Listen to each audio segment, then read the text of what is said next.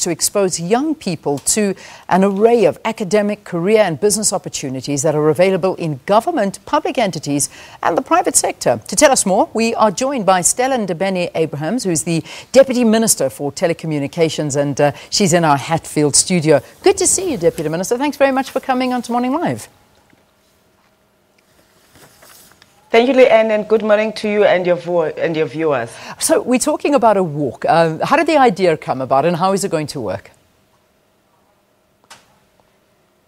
Well, Leanne, when we delivered our budget vote speech, we realized that we were in the year when Nelson Mandela and Mama Sisulu are celebrating their 100 years, which is a centenary. And therefore, having read many books about Tata Mandela, there is the long walk to freedom. And we chose to say, never again that we're going to allow our people to have long walks for them to achieve what is due for them. Ours is to make sure that we deliver short-term walks to the economic opportunities to young people. Yeah. So that's how the term came about, youth walks into economic opportunities. It can never be correct, Leanne, that our people waited for 24 years and again they must take too long to get what they are supposed to get. Yeah. This is the start and as we are launching in Ermelo on Saturday. So is this going to be something that is going to be ongoing? Obviously we're in Youth Month, so the focus is on youth, but I'm hoping it isn't just in Ermelo. It should be a nationwide thing and something that'll be happening throughout the year. Yes, it's going to happen throughout the year.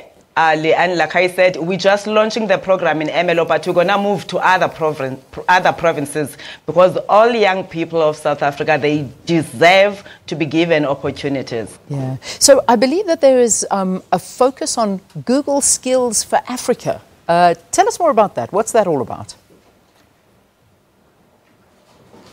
Well, firstly, and just allow me to inform the viewers that this walk tomorrow will be led by the Deputy President of South Africa, His Excellency Didi Mabuza, who will be joined by 7 more deputy ministers from different departments.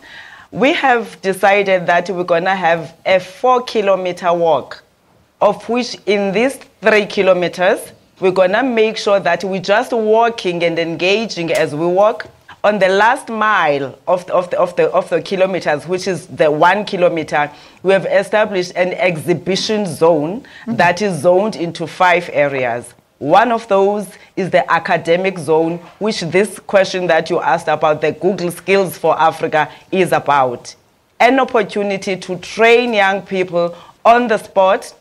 We launched the program on the 8th of June. We did pre-screening. We invited those that are interested in the training, and therefore we launched the program. Therefore, the training has been ongoing. We want to introduce ICT skills to young people to teach them on how to use internet to their own advantages and make sure that they use internet to advance their business interests. Yeah, lovely. I mean, I think it's so important. But you know, we look at the idea behind it, and perhaps if I've got this correct, it's saying that we're looking at an array of opportunities and careers available in government, public entities, and the private sector. So, I mean, this is basically covering everything, every sector that is in desperate need of skills and jobs, and it'll all be on display. And it also advises the youth, I imagine, of which direction they should go in their lives, because you find that some people want to go to university, get a degree, whereas you actually need skills to fill up a sector that is desperate to have young people coming in and helping. Definitely, and as I said, we zoned on the academic zone. We're not only offering the e-skills for all, which is also part of the Google that you spoke about. We're offering bursary opportunities from both government and the private sector. That's why I said the program started 2 weeks ago, so that we make sure that we do selections and all those, and then we pre-approve those that can be pre-approved. Yeah. But most importantly, like I said, we are in the 4th industrial revolution. It is very crucial for us to empower our people with the crucial skills so that they're able to play into the internet space, thereby making it an enabler of everything that they do. Yeah, you're right. The 4th industrial revolution. Those that are still at high school level, yeah, Yeah, Deputy Minister, I'm going to throw one at you as we talk about being in the industrial era and you being in telecommunications. One of the biggest stumbling blocks is again that cost of data. It's the cost of the youth actually accessing all of this information that's out there. I mean, you talk about so many of our youth that are out in areas where there isn't even any access to data. How are we going to get over that? Because that is one of the biggest stumbling blocks to the development of entrepreneurs and the cost issue. And to start with, as the Department of Telecommunications, we are rolling out a program that we refer to as SA Connect, which is a broadband program that we identified first 8 districts that are in the rural areas.